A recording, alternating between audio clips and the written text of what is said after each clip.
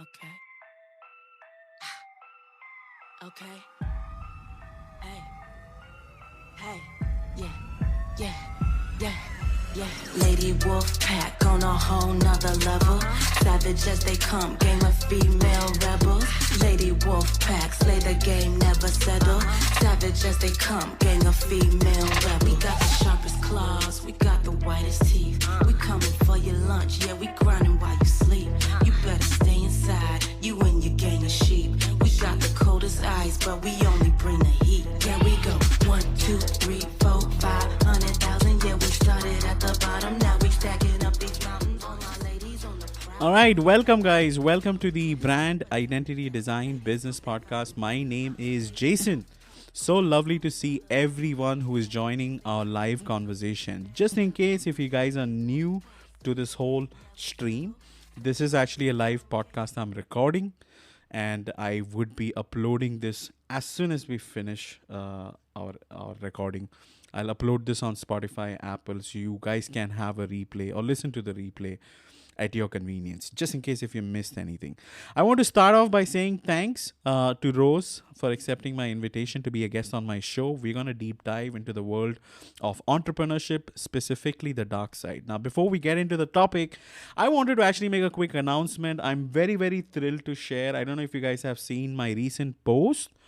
My podcast technically reached an incredible milestone today. I got to know that my podcast ranks among the top 10% most popular shows globally out there, out of a whooping 3.2 million podcasts which are out there. So I think this would not have been possible unless and until you listeners and supporters wouldn't have supported me in this endeavor and to make this milestone. I think you guys deserve the credit more than myself. So I want to extend a heartfelt thank you to each and everyone who has tuned in to all my episodes, especially live or on replay, shared episodes, supported me on LinkedIn and other platforms. Your support really motivates me to keep delivering valuable content. So thank you so much for your love. I sincerely appreciate it. And along with this, we're going to be deep diving into some of the challenges of first-time entrepreneur experiences. So thank you so much for joining us in this thought-provoking episode I'm going to be having with Rose right now. She's an exceptional personal branding strategist who specializes in empowering executives, entrepreneurs, professionals to elevate their personal brand to new heights with a keen focus on facilitating career transitions, guiding entrepreneurs to unlock their potential for their unique personal brand. And along with the bio, I want to actually highlight Rose is such a generous human being. I have been speaking to her offline on WhatsApp, and she consistently sends me DMs saying that take care of your health, sleep regularly. Not only that, she also gives me guidance when to post, when not to post based on the time zone difference. She's such a kind and generous individual. She really values and cares about me so much. So I can't thank her enough. I want to say hi to Phyllis, Vanya. I also see Radim who has joined this conversation. Radim is going to be on my show in I think next to next week. So thank you so much, Radim, for being here. So let's actually get into our topic. Before that, let's actually have a virtual clap for Rose. Thank you, Rose. People, make some noise. That's Rose. Thank you so much for being here. Thank you. Can I speak? Thank you so much for having me on. I'm so thrilled. And by the way, congratulations on being top 10%. I mean, that's pretty impressive, actually. That's a pretty impressive milestone. So I knew you'd get there. I'm supporting you since the beginning, so I believed in you. Absolutely. Thank you so much for that. Now, see, before we get into the dark side of the entrepreneurship side, I think every entrepreneur has like an origin story.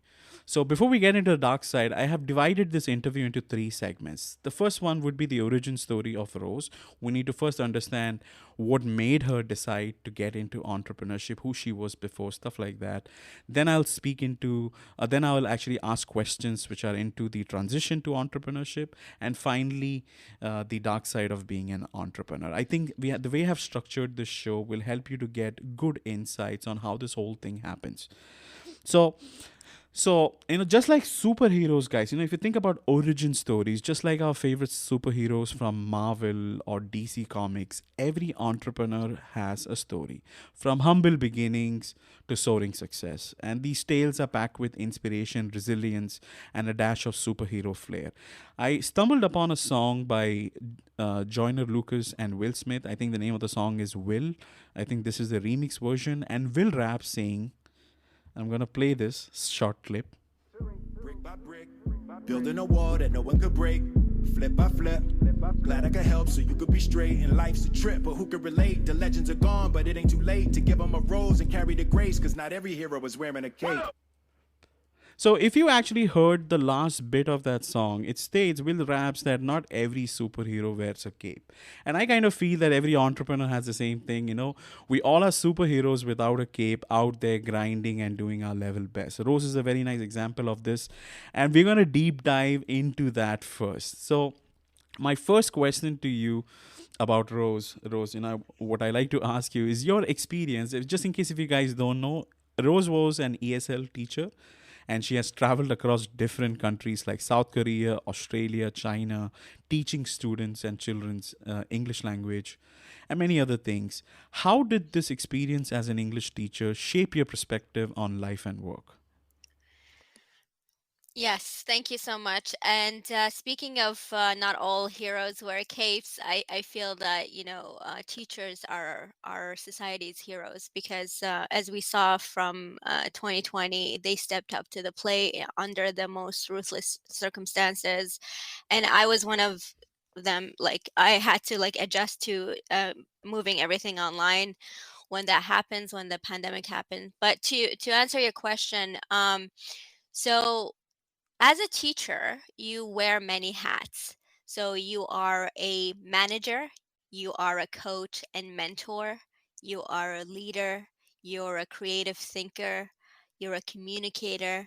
So being a teacher is the reason why my communication skills are so strong, and that's why I host these just like you, I host audio events regularly. But more so, being a teacher and captivating an audience of restless students, it forced me to be very creative and always think outside the box. So I have to come up with original ideas to entertain, to educate, and to captivate. But more so, like, I'm the leader of my classroom and I'm there to mentor and coach students. So I think, all of these different skill sets, allowed me to have strong, soft skills that I can take with me in every career. So that is why I was able to seamlessly, make that transition because I have those strong, skills behind me. That is lovely. I like what you said. Original, you have to create original ideas to entertain and also to captivate the audience. That makes absolute sense. Would you mind sharing with our listeners what made you travel to these different countries and teaching these students? Was that a part of your job, or is that something which you chose to do? So I was already teaching in Canada, but a friend of mine, she went to Korea to teach, and she was telling me about how awesome it was. The experience was so amazing. And they also provided her with an apartment, and she was having, a great time making new friends. And so it really appealed to me. So she really encouraged me to come and visit Korea. So that's what I did. And at first I was very hesitant because it's a new culture. I've never traveled anywhere without my family before. So I was, it would have been the first time that I left home and had to like really challenge myself and go outside of my comfort zone. And so, but that experience of going abroad and teaching, it completely transformed my life, because before then I was a very sheltered person, and I was very shy, and I didn't have a lot of I wasn't as daring as I am these days. So that made me want to continue to travel, because the experience was so great. I made so many new friends. I was consistently being pushed to go outside of my comfort zone. So not only because the cultural differences I had to adjust to, which made me a very adaptable person, but also it got me to have to talk to new people all the time, because I didn't know anybody there. So I had to get out of my comfort zone, make new friends regularly, and just push myself, all the time. And that experience is, I would say I would connect that initial experience of traveling to where I am now, because that's what entrepreneurship is. It's getting out of your comfort zone, challenging yourself on a regular basis, and speaking to different people all the time. So I take all of that with me. So it's like a compound of all of your life's work. Is at play when you become an entrepreneur. But yeah, so that kind of the travel bug kind of hit me, and I kind of wanted to just keep going. I didn't want to go back. So then after Korea, I went to Australia, and then after Australia, I actually went to Vietnam, and I stayed in Vietnam for a month. And then after Vietnam, I went to China, and I spent the bulk of my abroad experience in China. This is very interesting. So, since you had the travel bug in you, Rose, why did you decide to not continue with that travel and decide to move back to Canada and pursue entrepreneurship? I think it's kind of a big transition because I think it was a nice safety net you had. So, Hmm. what made you take that bold step? Yeah, so, first of all, traveling, the lifestyle of travel really appealed to me. I love the idea of novelty. I love the idea of adventure. I love the idea of having these new experiences all the time. So, one of my core values is freedom. And I wanted to have a lifestyle where I can have the freedom to be able to travel and take off whenever I wanted to. So it kind of that's when the seed first was planted, I would say, is when I started to travel and started loving that lifestyle, and I realized I never want to go back to like just grinding the 9 to 5 and having a boss and having to, clock in and clock out. So I was eventually going to be an entrepreneur one way or the other. I just didn't know exactly specifically in what way, but I just knew that was going to be my destiny. That is so super cool. So you didn't even realize that the freedom part had some, more meaning to it, and it can transition and make your life into something different than the regular 9 to 5 job. I think getting into entrepreneurship is quite a leap, and I think you have successfully transitioned, and you're right now being in your entrepreneurial journey, trying to make the very best out of it. So this is super cool, and I appreciate you sharing that backstory. I remember Absolutely, yeah. I remember when I was having this pre-call with you, you spoke about your role as an employer liaison. I still have difficulties pronouncing this word, but you were Yeah, working. employer liaison. It's a French word. Oh, so it's the kind you said you mentioned it's a non-profit organization, and it kind of really influenced you to understand LinkedIn and personal branding. And this is when you moved back to Canada. And I remember you mentioned that you were working non-stop for 3 years, and you kind of really missed your family, and you made up your mind that let me go back. So if you can give us a little bit of that backstory and help me understand your role there and how LinkedIn kind of took you. Yeah, absolutely. So I was working as an so I came back. So I came back from China because I was already there for like 5 years. And then the last 3 years, as you know, COVID happened in 2020, and I was, in China. I was stuck. at that point, China has closed its borders to the world, and nobody could go in or out.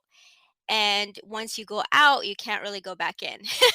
I mean, you could, but it will be really, really difficult. So, um, you would have to go into quarantine once you came back, and it would have been like a month in quarantine, and it was as a designated like hotel or whatever. So I was like, I don't want to do that.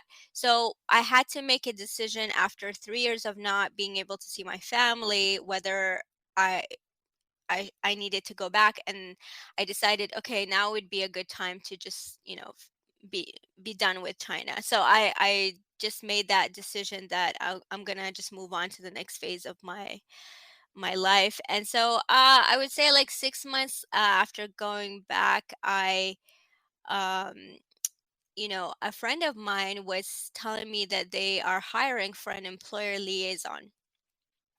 So I was like, okay, I read the job description and I thought, okay, this is something I can do. So they interviewed me, and they hired me after 3 rounds of interviews.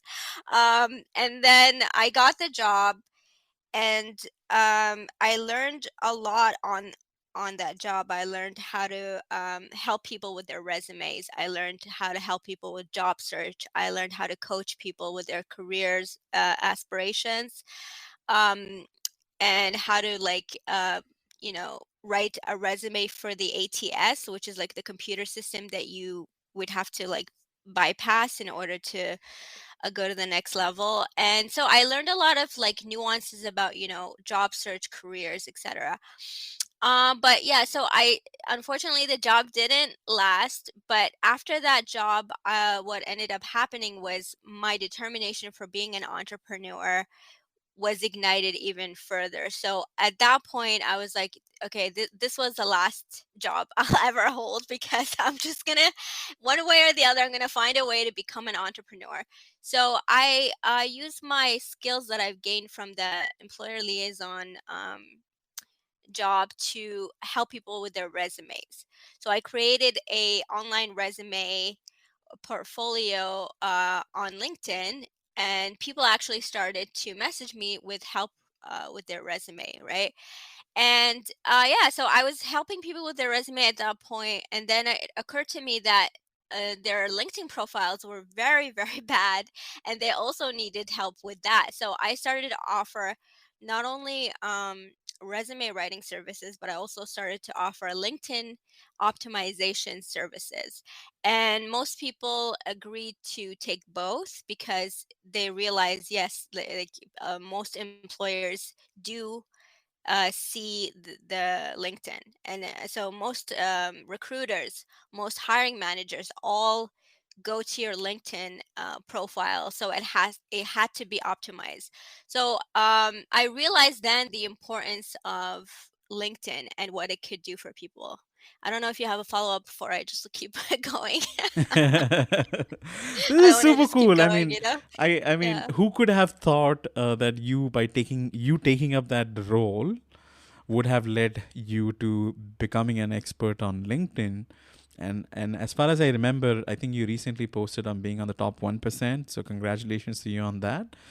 Uh, Thank you. that you were really crushing it on LinkedIn. But why LinkedIn? Like, why did you decide? I mean, there are many other job sites out there, and you could have continued your expertise on those platforms and maybe monetarily made more money.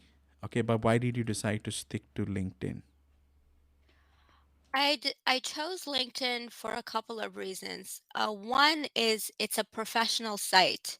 So I knew that people here are serious people. They're not just there like, kids on TikTok or like Instagram where it's all about how you look and stuff like that. LinkedIn is primed for networking. It's primed for support. It's primed for community. It's primed for achievement and academia and scholarship and all of these things that I personally identify with, right? So that's number one. But also, just my gateway into LinkedIn has always been resume writing and networking. So when I was employer liaison, I did a lot of networking on LinkedIn. but at the time I didn't really understand the nuances of networking as I do now. So so yeah, that like LinkedIn is a very great platform because it's LinkedIn is three things. Number one, it's a job search site. Number two, it's a networking site. And number three, it's an educational site. And LinkedIn, I learned so much from LinkedIn all the time, from the people that create content on LinkedIn. I follow them. A lot of these big creators, they really, really inspired me because I saw what they were able to do on this platform and it blew me away. And I was like, okay, I'm determined to learn the ways of these creators and the ways of this platform and maximize the platform. And one thing about me you should know, like once I go all in on a subject, I'm like hyper focused and I want to learn everything there is to know, and I just grind on that like for many months until I know everything there is to know. So that's what I exactly did. I just started. I went to every event, every audio event. I think Angelica can tell you, like she saw me at every event. She was like, Rose, you're everywhere. I talked to everybody. I interviewed everybody. I read every book. I listened to every podcast. I watched every YouTube video there is. And I just grinded until I knew a lot, and now I'm happy to say that I can now help people. But like, don't do what I did, guys, because it takes a long time. So it's better to hire someone. I was like, in hindsight, I would have hired someone, but you live and learn. Absolutely, absolutely. I have seen your profile, Rose, personally evolving on LinkedIn, because I remember the time when you had resume writing written at the very You top. remember? Yeah, Okay, I do yeah. remember, and I also see how you transition, and you experimented it a lot. Okay, being a LinkedIn Hmm. strategist as you are at this moment of time, because you gained a lot of valuable insights, do you think our profiles have to be evolving as time goes by? You need to keep experimenting and trying new things. What is your take on that? I couldn't tell you how important that is to evolve your profile as you evolve, career wise, as you evolve with your skills and your knowledge base. As your personal brand evolves, you have to continue to evolve um your LinkedIn profile, and sometimes on a weekly basis, to be honest with you. Like I'm like always tweaking and always enhancing and always improving. There's not a week that goes by that I don't like enhance in some way. You have to stay on top of these things because otherwise you're going to fall behind and you might miss a lot of opportunities. I could not agree more. I think this makes absolute sense. So, my next question to you is related to your desire to be a part of marketing. Okay, I remember you had mentioned on our pre call, you always wanted to be a part of marketing. You did not know where to start. I want to understand what was the turning point in your entrepreneurial journey. You decided that let me pursue personal branding along with my expertise on LinkedIn. Yeah, it's marketing always appealed to me because it has like a very creative aspect to it that I love. And I was always fascinated with the psychology aspect of it as well, like how marketers can influence people to buy products and services. And also the wordplay and the copywriting really appealed to me because I'm a creative writer at heart. So and so when I discovered this personal branding, and it kind of had all the elements that I love in a job, the creativity, the challenging aspects of it, the influence, the psychology, all of it, kind of convoluted into this one amazing career path, which is personal branding.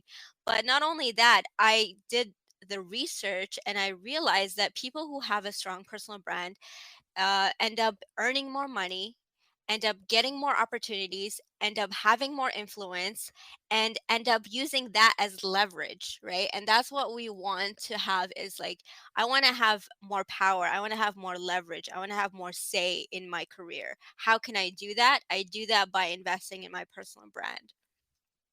Yeah, that makes absolutely a lot of sense. So so okay, why not marketing, Rose? Why didn't you decide to go the marketing route? Because I think marketing would have given you more options to explore, and personal, branding being one of them, a part of it. So why not marketing, and why did you kind of decided to niche down into this segment apart from, the leverage you have in terms of making more money and building more expertise? Why did you decide to concentrate all your attention to just one and not explore other horizons? Well, first of all, I love empowering individuals, right? I love empowering people. And one way that I could do that is, by empowering their personal brand, by allowing them to see the power that they could have by leveraging their personal brand. But it kind of happened by accident because I was helping someone with their social media, and I did it for free just as a volunteer thing, and I realized, oh, he started getting more clients, he started getting more money, he actually doubled his like income in the time that I helped him, and he ended up going viral on Instagram. And then I realized, whoa, this is something, something is happening, like I'm doing something that's actually making a really big difference in somebody's life, like it's actually helping them monetarily, it's actually like changing the trajectory of their career. So that was really cool to see. So that was encouraging, and that's when I like just went all in on personal branding because I realized like this has a lot of power and potential. That is really lovely. I'm thinking about your journey, and I'm just wondering, and I would like to ask you this question. What are your thoughts or on the notion of personal branding? Do you think it can sometimes be led to authenticity being sacrificed for the sake of marketing or being marketable? I think you have to be yourself and you have to be authentic in order to, connect with your audience and the people that you're trying to serve. At the same time, there's a fine balance between being authentic and then oversharing, right? You don't want to go too far in terms of, exposing yourself, because at the same time, you don't want to be too vulnerable where people can take advantage of the things that you put out. You are in control of the narrative. You have to take back that control for yourself. Some things are meant to be kept private, while other things that do make a difference for your career should be shared. So I encourage people to like not put everything out there, for everybody to consume.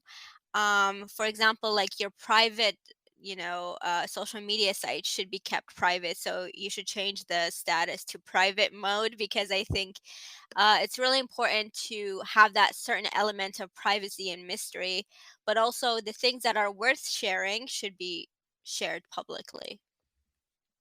Absolutely, I could not agree with you more. Yes, you need to keep your private life private, and there has to be a nice balance with what you share, and you don't end up oversharing to an extent that your life becomes a part of social media, and your social media is a reflection about what you do, what you ate, what you had, the stuff which you're doing, stuff like that. So it absolutely makes sense. Now let me ask you, how I want to get into the LinkedIn profile part. How do you approach helping entrepreneurs optimize their profile, and what are some of the common mistakes do you see?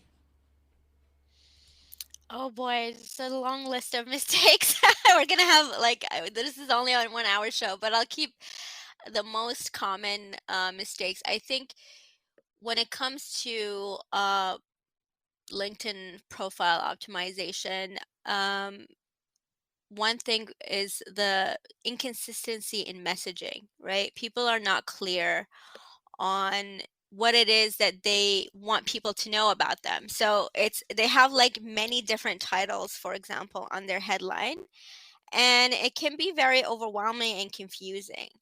I think simplicity is the best advice I could give. Like, keep it simple.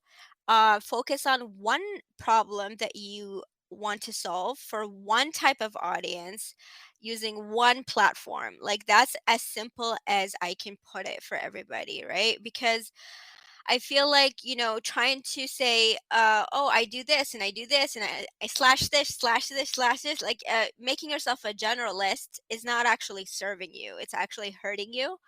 I think, being a specialist is what people want, because actually people pay more for a specialist than a generalist, right? For example, like recently I was looking for a natural path, and I saw a couple of different options, but the one that appealed to me the most was a very specialized person who was like focusing on women's health. So I chose her, instead of going with a generalist. I think, just having one clear headline, first of all, that would be like a start.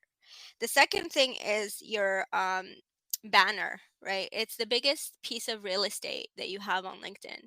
Why not utilize it in a way that would actually showcase your services and gives people a call to action as to what you would like them to do? So once they visit your profile, you have to tell people what to do. Otherwise, don't assume they will know what to do once they get there. Makes sense. That makes absolute sense.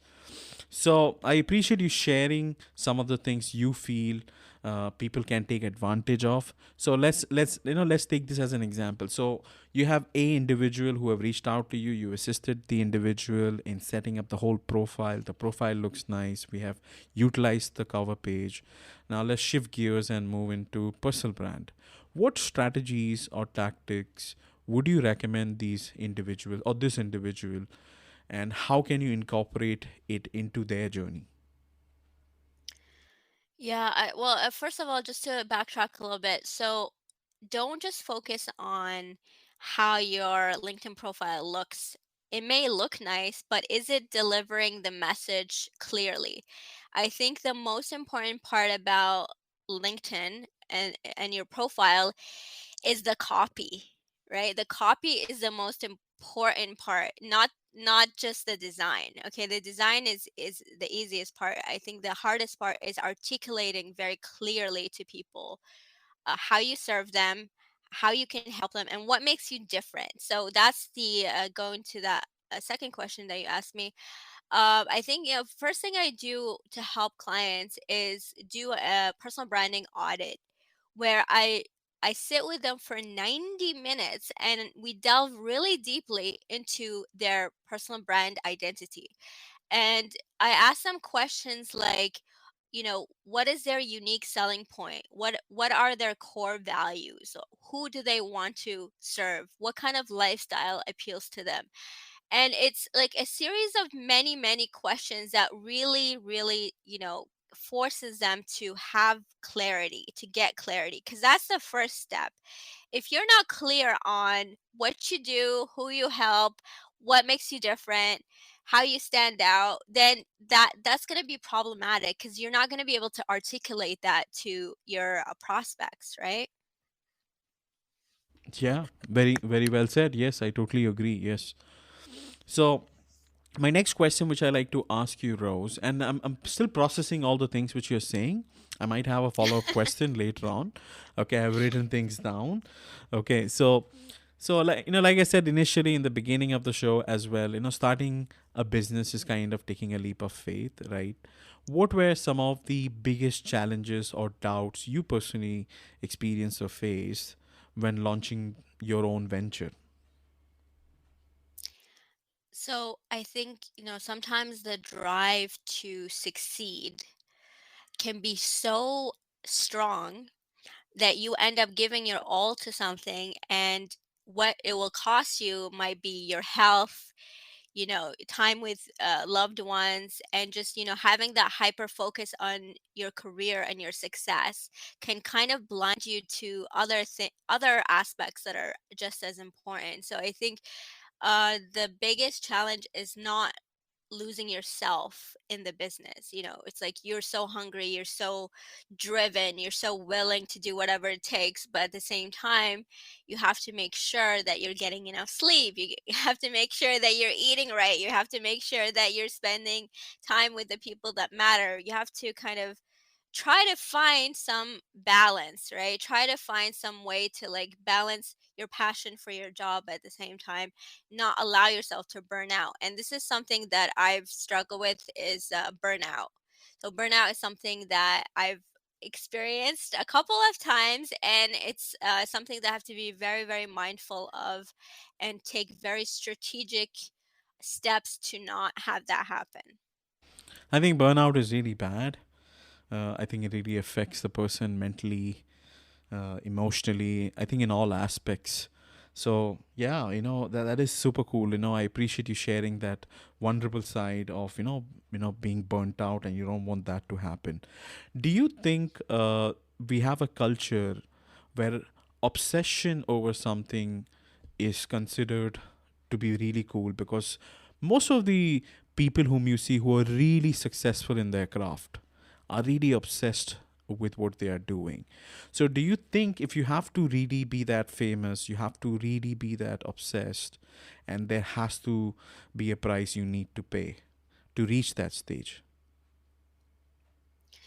Well, unfortunately, we live in a culture that, has that hustle mentality where people are told, it's a badge of honor to be a workaholic. It's a badge of honor to grind all the time and not, get 3 hours of sleep or no sleep, and, to be like an Elon Musk or to be a Jeff Bezos or to be whatever, like you have to do, like that's what it takes, right? Those are the role models that what we have in society. But I actually reject that narrative. I think that, there is a way to work smarter, not just work harder, but work smarter and have balance. I think we live in a time, fortunately, where we have AI that can, really help us automate everything.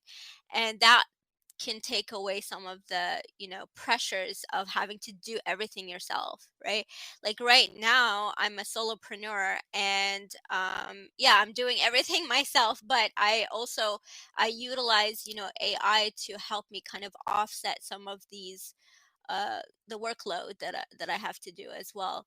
But yeah, I think, you have to also kind of be strategic about, okay, what's going to make the most difference for my business?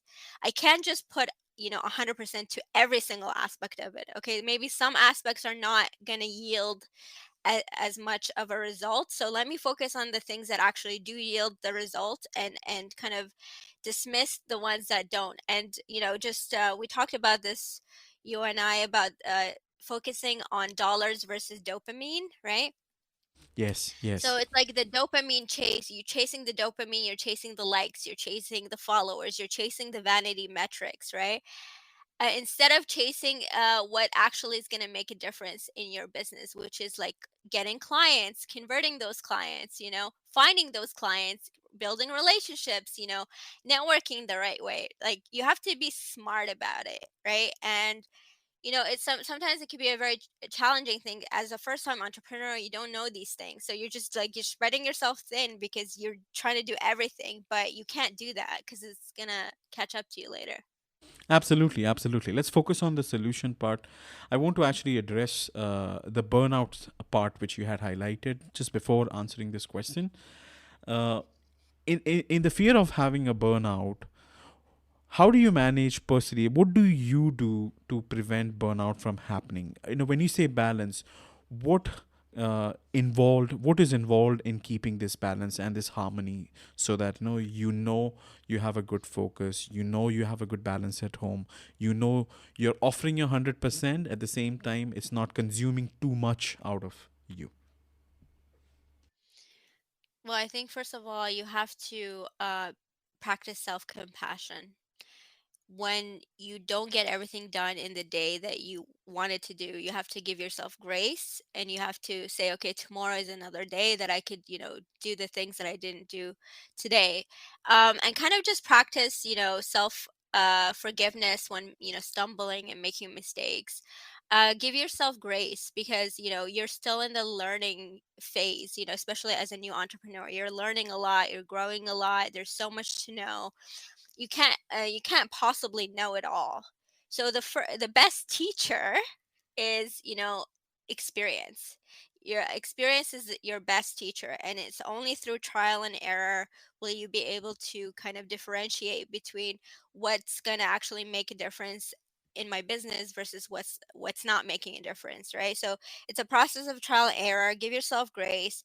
But the other thing is kind of be very intentional about setting time for other things, like going for a walk, getting some sun, getting enough sleep, practicing good sleep hygiene, and also surrounding yourself with really good, positive people who will uplift you, who will encourage you, who will have your back. I think that's also very important in like building a community of like-minded people.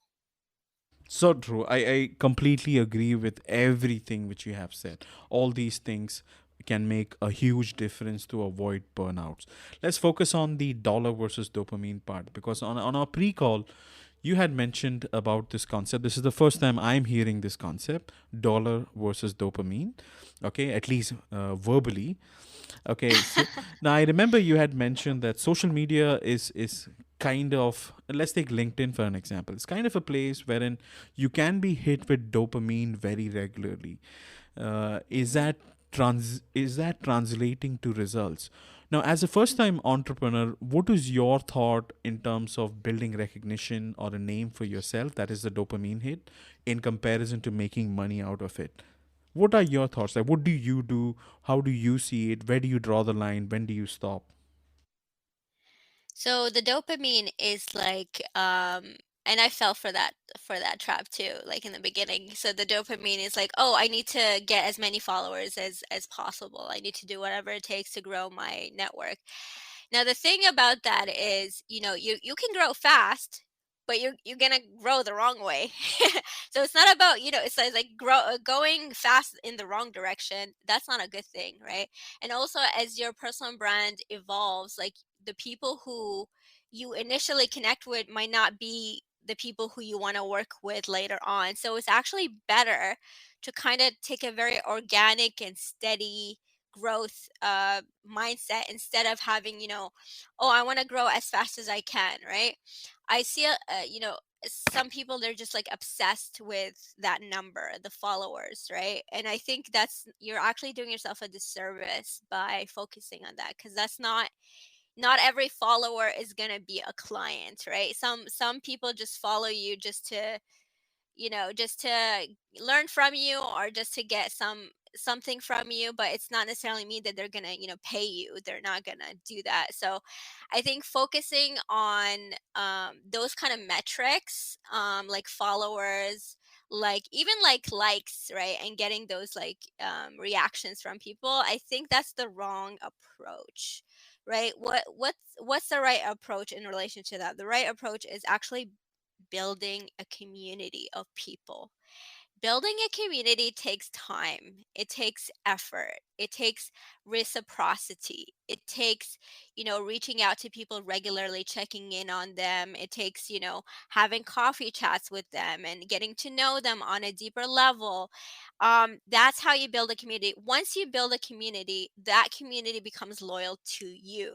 They're not going to just chase the next trend or the next big person. They're going to be loyal to you because you've taken the time to cultivate that community. You've taken the time to nurture that community. You've taken the time to actually care and get to know people. And the most important thing, you're adding value to people's lives, right? You're not just like me, me, me, me. It's all about me. It's like no. It's like sometimes it's about me, sometimes it's about you, right? It's a give and take kind of thing. So that's a beautiful thing. That's what I focus on now. And it's, I don't care about those other vanity metrics.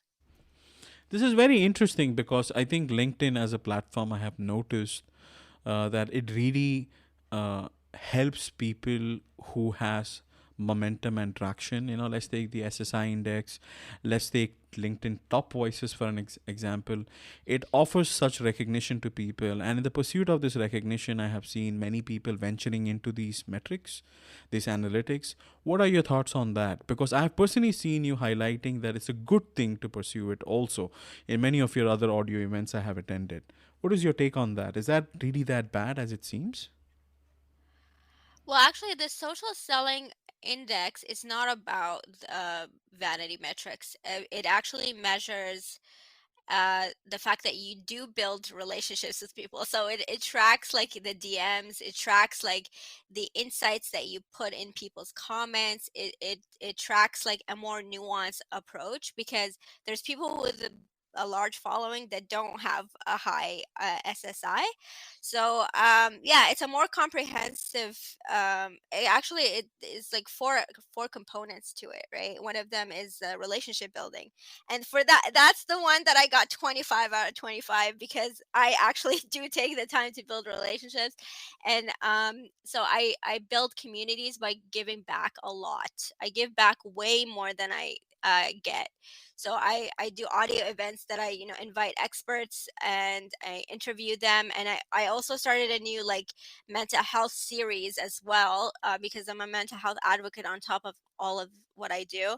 And I have like a psychologist come in and talk about, anxiety and depression and all these things. So I give a lot to the community. And so that is, I think that's one of the reasons why I started getting noticed a lot. And actually, like, LinkedIn audio events is the reason why I have like developed my following, because people had listened to me and they liked what I had to say, and they started to follow me, right? Um, does that answer your question, or do you have a Yeah, follow up? yeah. What would you say to those people, who follow you and then unfollow you after a few days? Have you noticed that trend on LinkedIn? I mean, I don't really care because the thing is, um, again, this is not something you have control over, right? So you can't really put all your eggs on things that you have no control over. You have to kind of say, okay, follower count is not something I can control. What can I control? I can control the content that I put out. I control the value that I add to the community. I can control how I serve people. I can control how much I know about this topic and how I can utilize that for my business. Um, I can control my thought leadership and the content that I use for that.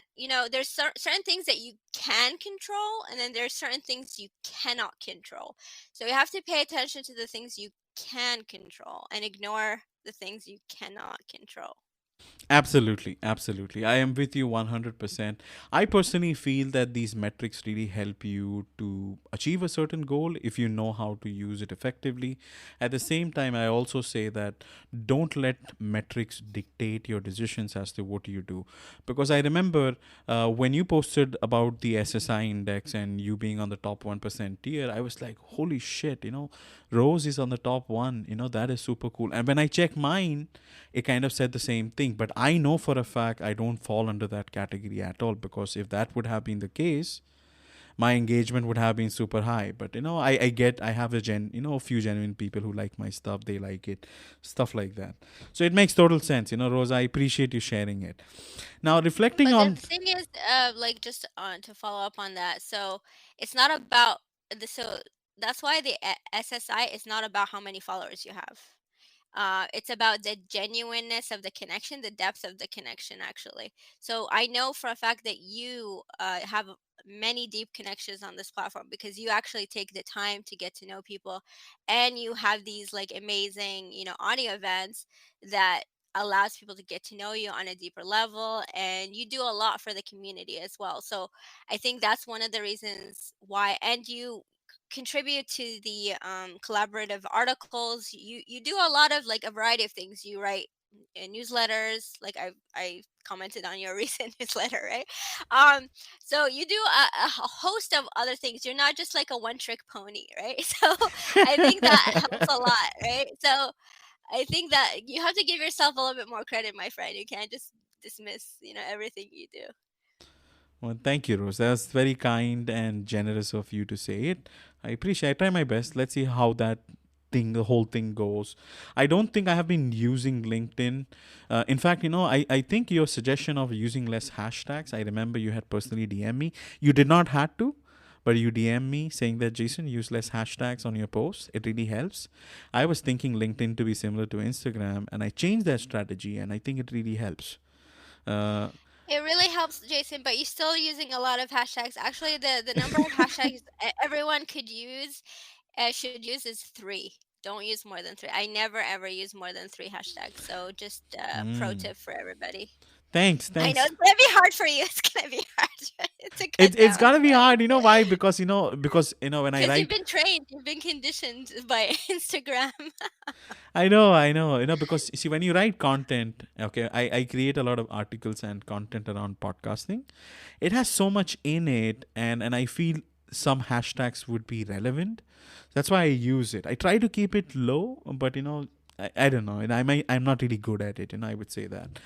But Yeah, anyways, that's why like it's important to kind of work with a LinkedIn strategist who kind of does only LinkedIn like I do, because if you use someone who's not really that familiar with the platform, they're going to try to apply the same tactics that they use for other social media platforms, and guess what? It's not going to work.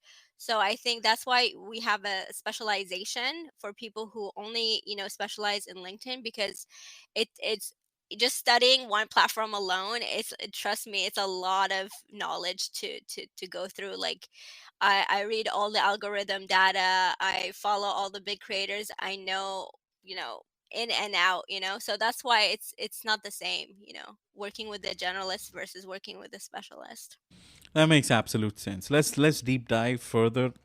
Now, before I do that, let's actually take a quick break. I actually have to play an ad. Shout out to my sponsor, Carla Howard. She has been consistently sponsoring my show since last season and even on this season. She's a distinguished strategic change consultant, a really professional speaker, a dream enabler. She has also been on my podcast. She spoke about how to get paid to talk. I think around $5,000 to $10,000 or even more, becoming like a 5-figure speaker. Here is what Carla has to say. Are you a professional speaker who's frustrated because you're not getting paid for the value you deliver? If so, the Get Paid from the Stage program was created for you. During our 6 weeks together, you will build the framework for your speaker business. You'll create an amazing speaker package that event organizers are going to take notice of. And I will walk you through the sweet spot for pricing and many other things that are going to make you referable so that you can earn the high dollar value that I know you're delivering. Be sure to sign up soon. Our next cohort begins March 2nd, and it's limited to no more than 10 people. Send me a note and let me know that you heard about the program from Jason's podcast to get your free 1-hour consultation with me at no extra charge. I can't wait to see you get paid from the stage. If you guys are interested in reaching out to Carla, you should be able to find the links to connect with her on the show notes or even on the event notes. Please reach out to her if you are interested in getting paid from stage. On that note, let's get back to the interview. I have some personal questions which I want to ask you. At the same time, I want to let the audience know who are listening to our conversation, if you are interested in coming up on stage and asking Rose a question directly, you're welcome to raise your hand and I would be happy to bring you up. And while we are actually waiting for our listeners to be a part of Q&A, if they are interested, I'd like to ask you about LinkedIn being one of the best resource. I remember when I asked you to fill in the intake form, you had mentioned one of the great resources that really helped you along the way has been LinkedIn. Now, LinkedIn, if you guys go on your profile, I think there is a learning section which is available. Do you have idea about what this learning platform by LinkedIn offers? I think it's more like a subscription. You have to pay something, or is it free? Do you have any idea, Rose, on this? Yeah, LinkedIn Learning, you can get it through your employer. Sometimes you can get it through your employer. Sometimes you just need a library card. and you can get it for free. And if you're a student, you can get it through your school. So there are different ways to utilize that, but also if you get LinkedIn Premium, you can get that for free as part of the premium package. And it's basically just, a video learning platform that LinkedIn has created to help educate people on various topics that are relevant to professionals. Absolutely, absolutely. Did you learn about personal branding or strategies about LinkedIn through this platform, or did you rely on other materials to understand about personal branding? Oh, like I said, I read every book, followed every personal branding strategist there is, and I just talk to a lot of people. I absorb information very well. One thing you should know about me, Jason, is I'm a nerd. I love to learn, and I love to learn new things, especially things that kind of challenge my mind and push me to expand my horizons. And so, like I said, I when I hyper focus on something, I just want to learn everything there is to know about it. And so I just read a lot. I listened to a lot of audiobooks. I interviewed a lot of experts as well through my audio event series, and I just take note of everything that they say. I also interviewed really big creators from this platform, and I follow what they say. I read books about copywriting, I read psychology books, I read marketing books, personal branding, everything. Which is incredible, Rose. And I appreciate you sharing all of this knowledge in this interview. And I'm really glad I had the opportunity to get to know you at a personal level and also understand your professional experience in personal branding and LinkedIn. I want to I want to ask you about your legacy. Okay, and I kind of ask this question to all my guests.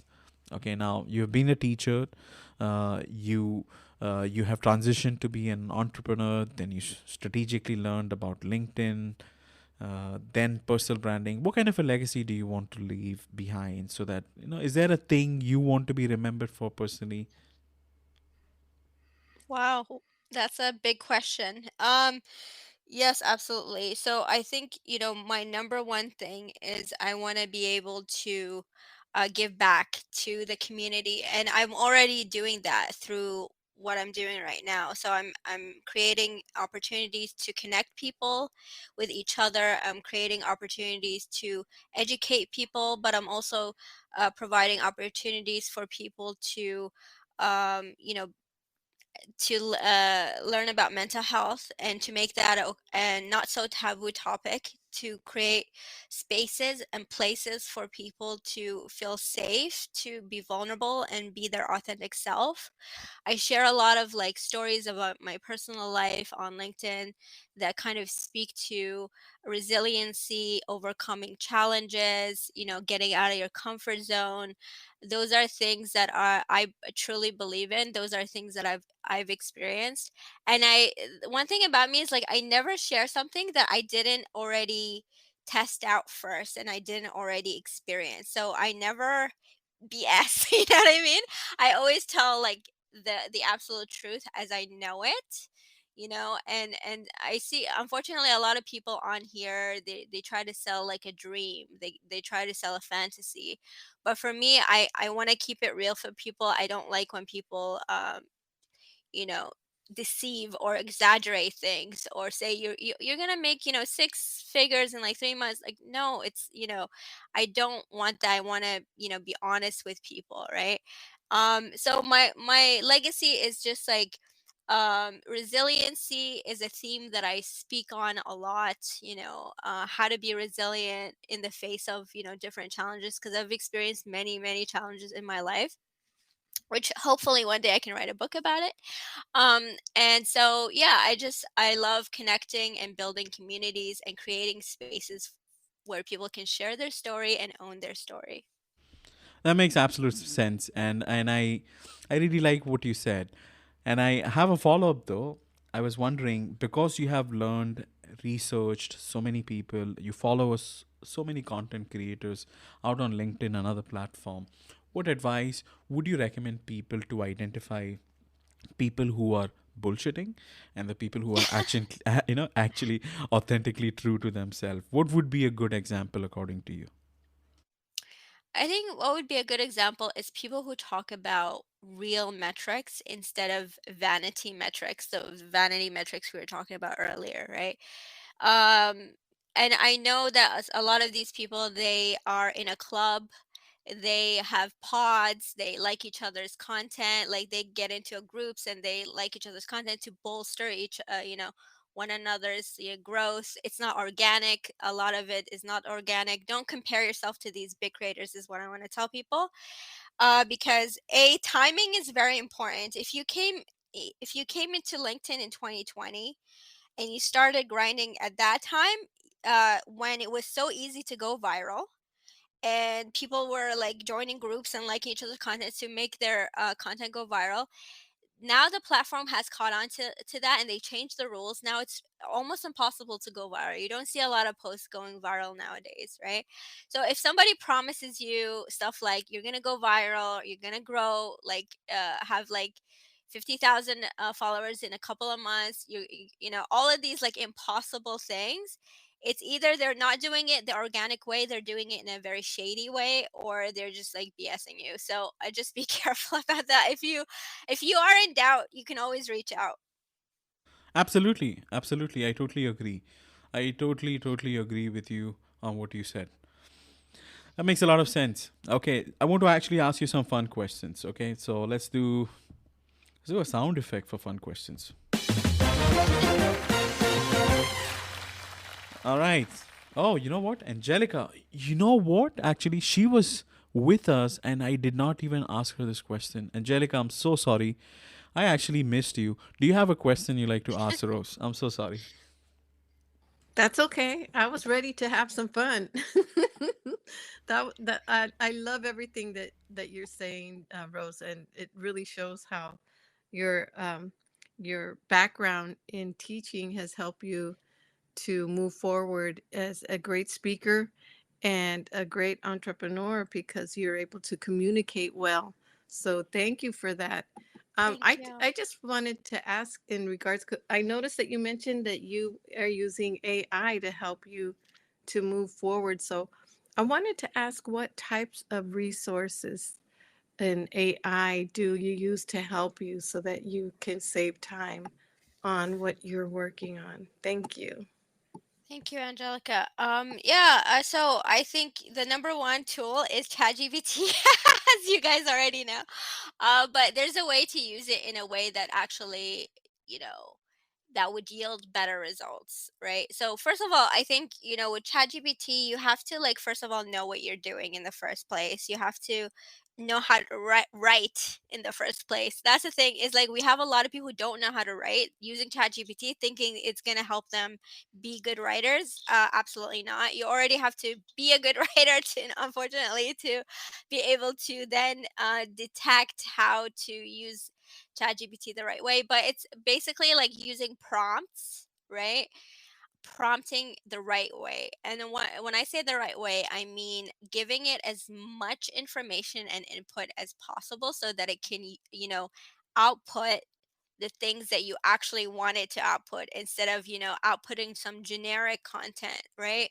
So when you feed it the right content and when you feed it the right instructions and the right prompts, it can really, help you get the best results. And I think that in itself can save a lot of time. So the prompting it the right way and kind of like understanding how to prompt and how to talk to it in a way that actually will make a difference. But we can talk more about that offline. Angelica, you can always reach out. Thanks so much, and congratulations on reaching that 1%. And congratulations to Jason for the I did not even realize I was there. Unconsciously, I was put into the 1% category along with Rose. Maybe because I liked Rose post. Maybe that's why LinkedIn decided, Yeah, oh, like we need my to put post, this and you'll guy. be in the. Everybody go like all my posts, then you can be in the top 1%. now we know what the trick is. Thank you guys so much. But Thank I you. love to see my friends winning. So congratulations, guys. That is so cool. That is so cool. Stay here because I have some rapid fire questions and I have some fun questions which I can ask you also, Angelica.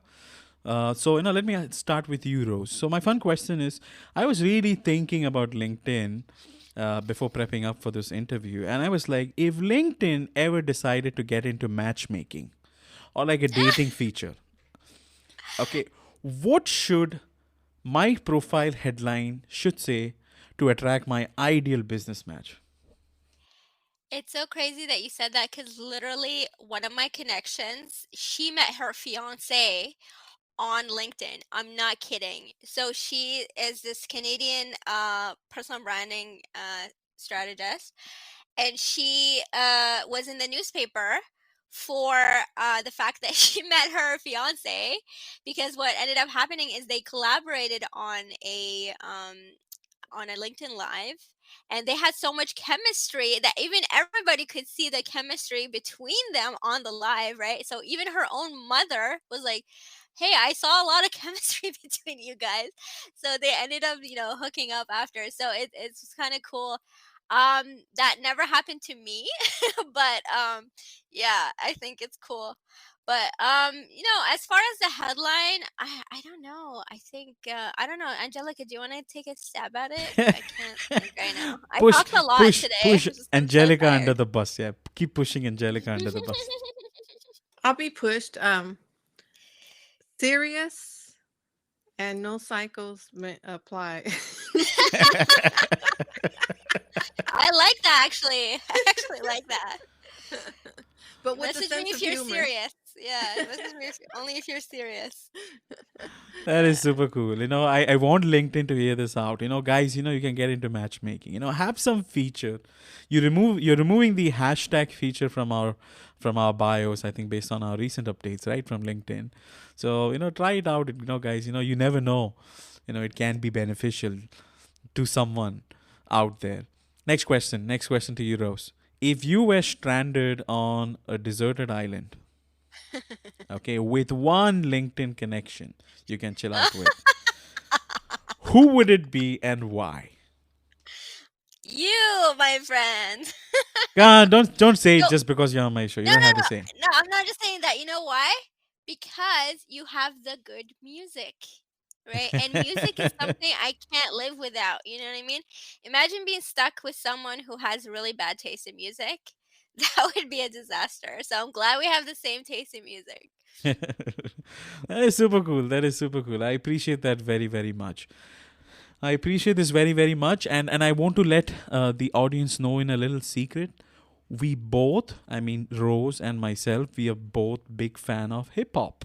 We like hip Yes. hop music. So just letting you guys know. So, anyways, next question. Next question. Okay. What is the most funniest LinkedIn networking message you ever received? Gosh, actually, none of them are funny. It's just like it's really frustrating sometimes because people would be like, "Oh yeah, I saw you on this and that. Can you look at my profile and give me some tips?" And I'm like, "You can't just ask me out. Like, I don't even know you. You can't ask me out of the blue to like, help you with your profile. It's not acceptable, right?" I want to give a pro tip to everybody listening. Like, build relationships with people before you ask favors. I think it's really rude to ask for a favor from someone you've never spoken to before. So make sure that you do that. But like, actually, I was thinking of writing a post calling it "Why You Should Flirt with Your Followers." Why you should flirt with your followers. And what I mean by that is, make sure you hype everybody up. You just like, "Hey, you're beautiful, you're wonderful, thank you, my friend, you're doing great, this and that." Be a hype person for everybody, and then I promise you that's gonna like make everybody feel so good and make them really like you and want to help you out and want to connect with you. So just a pro tip. That's a lovely tip. That is a really lovely tip. I also get bombarded quite a lot with messages, DM specifically. I want to actually read out a DM which I received from some guy in Bangladesh. Okay. Okay. Okay. And interesting enough is that I think he's a podcast promoter because that is the subject line. Okay. And he states, "Hi, do you want to promote your podcast on Apple and Spotify? I will promote your podcast, increase your audience very quickly so that we can do everything in our power to get you successful podcast business in a very short period of time. If you still have queries, please let me know. Thanks in advance." I have no idea who this guy is. I don't think. Okay, I would say that if you're ever reaching out to somebody whom you don't know, at least get to know the individual, as you said, Rose.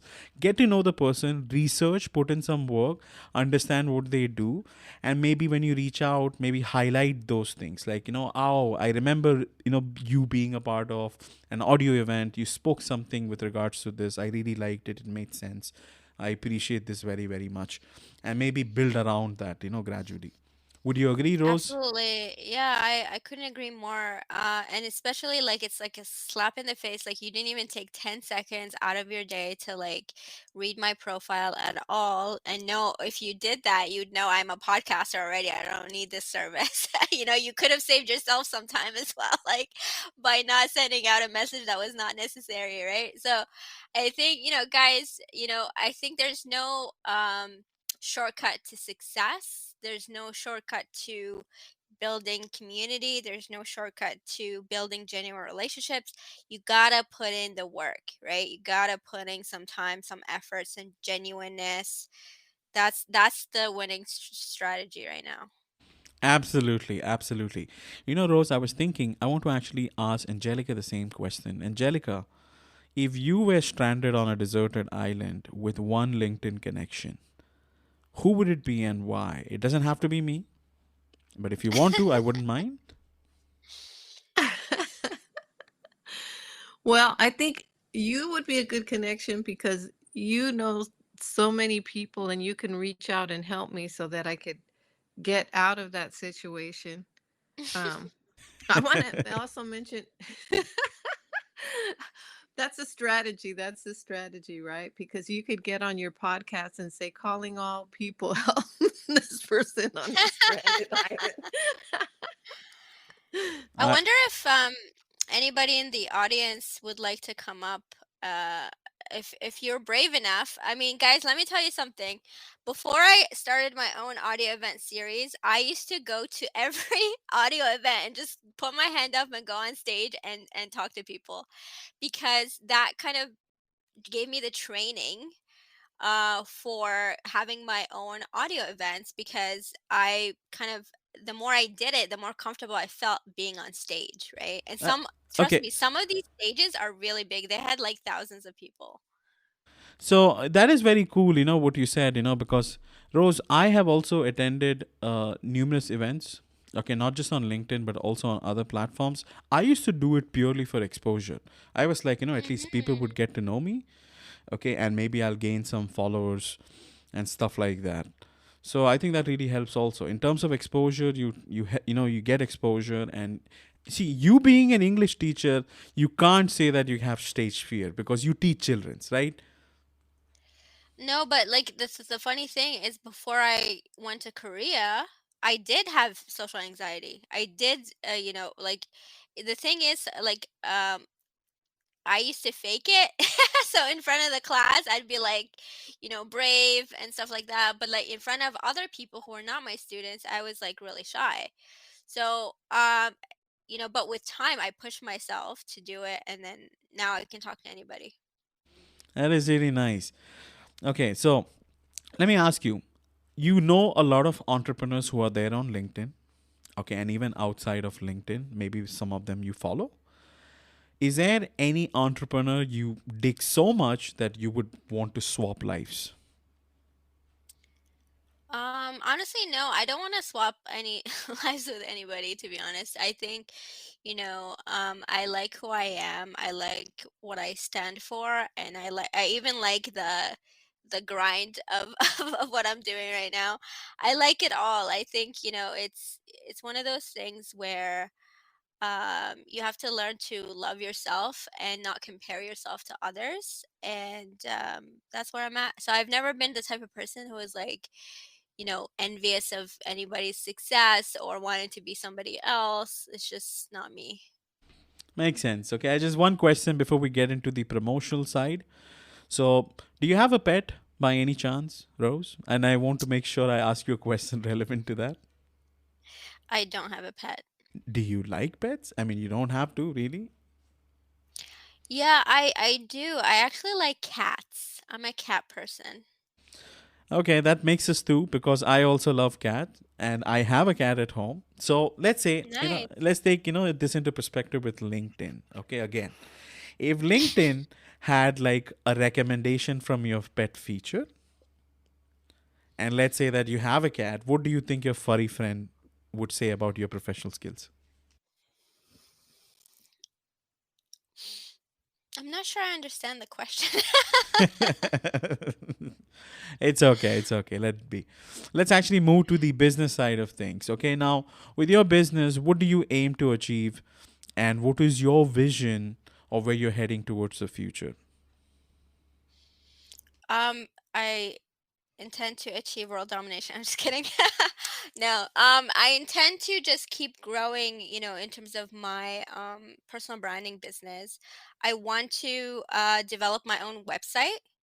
I'm going to do that very soon. I'm going to also be launching a podcast as well because basically I've been doing a podcast on LinkedIn. It's just a matter of like now you using the same dynamics and putting it on Spotify and Apple and all that. And so I want to start doing more speaking engagements. I really love, speaking to other people. So I want to be like, I already got like a couple of gigs for speaking, and I want to just grow more into that, become like a keynote speaker. But mostly, I want to, change lives. I want to help people build amazing personal brands that will actually uh, give them the success they deserve, because a lot of people are undercutting themselves. A lot of people are not getting the positions and opportunities that they actually deserve. And if I could help someone change their life by utilizing their personal brand and by teaching them the ways in which to do it, that's why I share my story all the time with people, because I want them to know I was just like you. I didn't know the power of personal branding until I started using it, and it totally changed my life. Absolutely. It did change your life. That is super cool. Now you spoke about speaking gigs, so I was wondering, do you have any gigs lined up? Maybe you like to promote on my show?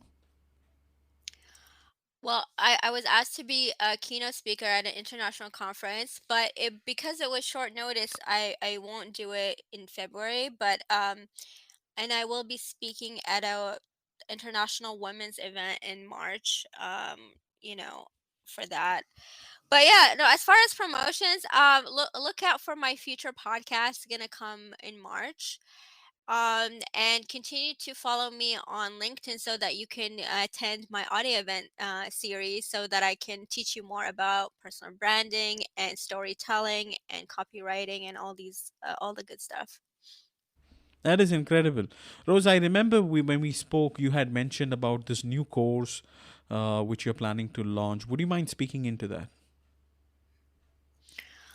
You know, I want to launch a couple of courses. One of them, in particular, is about how to conduct a very successful audio event, because I realize that this is something that a lot of people don't know how to do.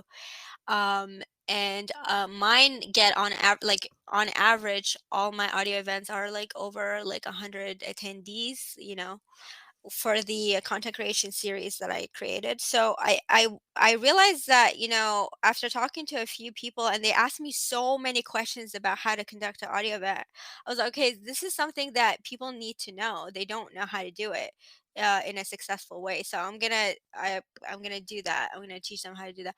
But yeah, I want to do like more workshops, with personal branding, like personal branding workshops, because I think that's something that people really need. And maybe it doesn't, because I have a one-on-one personalized 5-week program right now, where I sit down with people and we go really in depth about their personal brand. But perhaps some people don't want an in-depth program. They just want to know like general things. So I think I'll start offering quick workshops for people so they can just attend and get like the basics of personal branding on LinkedIn. But yeah, if you want to work with me, I'm currently offering a 5-week in-depth one-on-one program.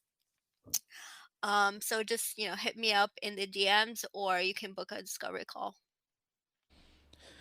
Absolutely. Please reach out to Rose. Click on her profile. If you guys are hearing this on LinkedIn, you should be able to click on her profile, send her a connection request. I would highly encourage you not to spam her.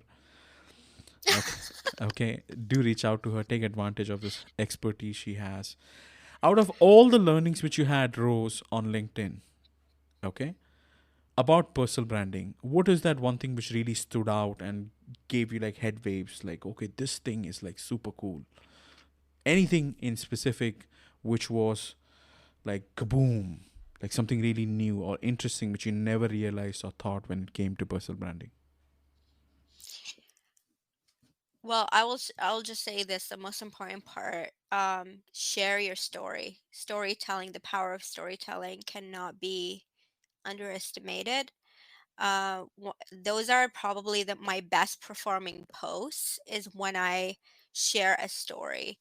And it's an art to share a story, like the power of storytelling. I don't think anyone can do it artfully or effectively. Like it is a very specific skill.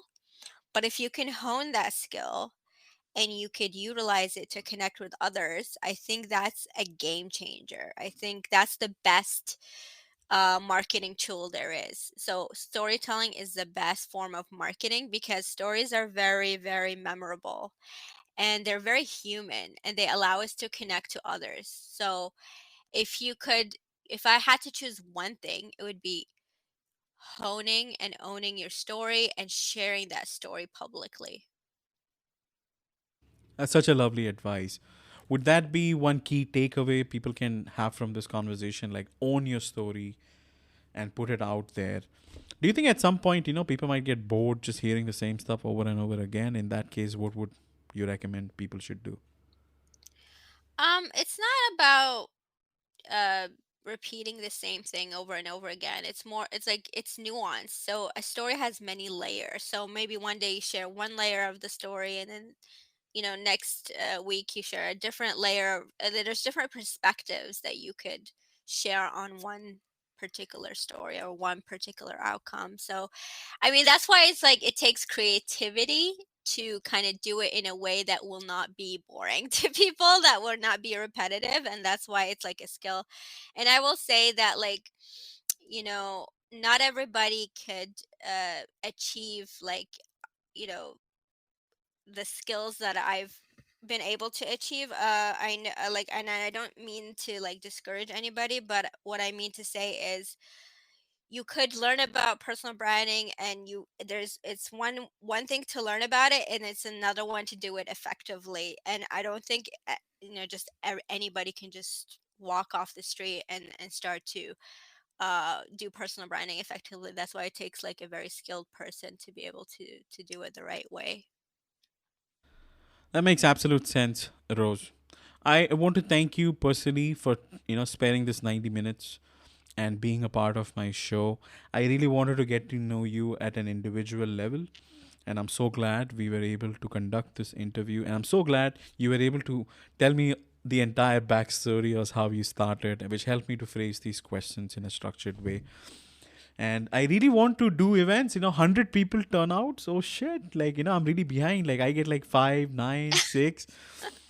Okay, I think I have to attend more audio events, done by you and learn quite a bit. I think this is still a huge gap which I need to fill, and we need to help each other out. So this is super cool. I want to quickly make a quick announcement in terms of our next week interview. I generally avoid interviewing people who are famous because I think sometimes famous people don't offer substance. I think the average Joe offers a lot of value. You just need to seek for it. You just need to look it. So I'm going to be interviewing Matt Abrahams. next week, Feb 14th, on Valentine's Day at 3 p.m. Eastern Standard Time. If you are interested in RSVPing for this event, I think you should be able to find it under the event notes. People who are listening to us on replay, don't worry, that episode will be uploaded on the very same day, and you should be able to catch the replay. He's a communication expert, a Stanford lecturer, and he hosts a popular podcast called Think Fast and Talk Smart. I think my topic is also kind of on the same lines. The last time I checked on Spotify charts, he was ranking on the top 10 most heard business podcast which is out there. So this guy is a rock star, and what he offers has a lot of value, and I try to bring people who offers value in terms of what they do and what kind of transformation they bring with their expertise. So shout out to Matt Abrahams for accepting my request and for being here on my part, not being here presently, but next week. I think that is super, super cool. And thank you, Angelica, for being such a lovely sport and being a part of this conversation. Thank you, Rose, for being here, and everybody who is listening, all the 8 people, Angela, Vanya, Leslie, Ravindra, Ada, Derek, Paul, and I don't know how to pronounce your name, darling, but Bula, Witi. I'm so sorry if I butchered your name. Thank you so much for your love and support. Thank you, everybody, for coming. Really appreciate it. Thank you, Jason, for having me. Oh, we got a question. Do you have time to... Yeah, why not? Let's pause the bring music. somebody on stage? This Yes. is a lovely student that I met at York University when I went to... they asked me to become a guest lecturer there. And yeah, students were awesome. Thank you so much, Rose. Hi, Jason. Hi, Rose. Hi, Angelica. Hello. Actually, I had a question when Jason asked you about your business plans. So, I recently saw a post, or it's a famous quote. It's "Fake it till you make it." So, I really wanted to ask, like, what's your take on this quote? It's so funny that you said that because I literally wrote a post about this. Oh yeah. I think it was 2 months ago. 2 months ago, I wrote a post about this. I said that's one of the worst advice I ever heard. And the reason why I think so is because you can't be fake and authentic at the same time. Right? So it's Mhm. okay to be like sharing your struggles with people. Say like, look, I'm a first time entrepreneur.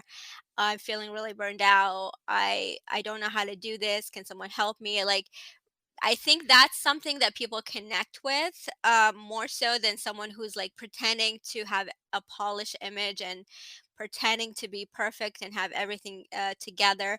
One of the people that I look up to and I grew up watching is Oprah Winfrey. And I think, and I also wrote a post about her recently because she just turned 70 years old.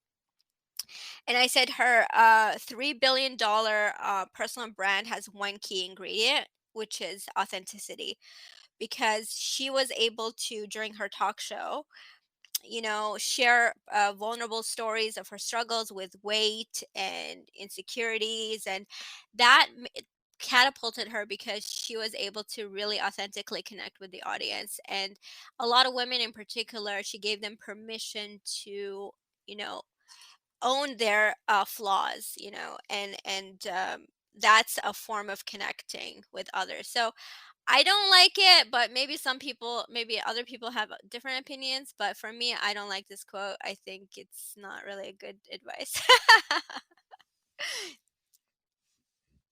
All Yeah, right. that makes sense. Thank you. If you have Thank a you so follow-up much. question, don't worry, you can. No, no, that answers. All right, that is lovely. Okay, so I want to thank Ravinder for joining us towards the end. I'm glad we were able to answer this question. Do tune us next week. And the week after that, I think I'm going to have shows till June or July consistently. And after that, I'll take a break. You all need to take a break. There has to be a balance. The Rose advice, the same thing. You need to have a balance. You can't keep grinding all your way. Well, thank you so much. And thank you so much for all the people who have DM'd me. If you send me connection requests, guys, I would highly encourage you to send me a message first, or maybe come up on stage. I generally don't accept invitation from people who are strange or unknown to me. That's all. Thank you. Thank you so much. Bye bye. Bye. Thank you. Come on, let's inspire. Wanna go higher. Sounds that make my spirit dance like I'm the only one here with you. Music, need you, we need you. So come on, give us good music. Sounds that make my spirit dance like I'm the only one here with you. Music, need you, we need you. So come on, give us good music. You can feel it.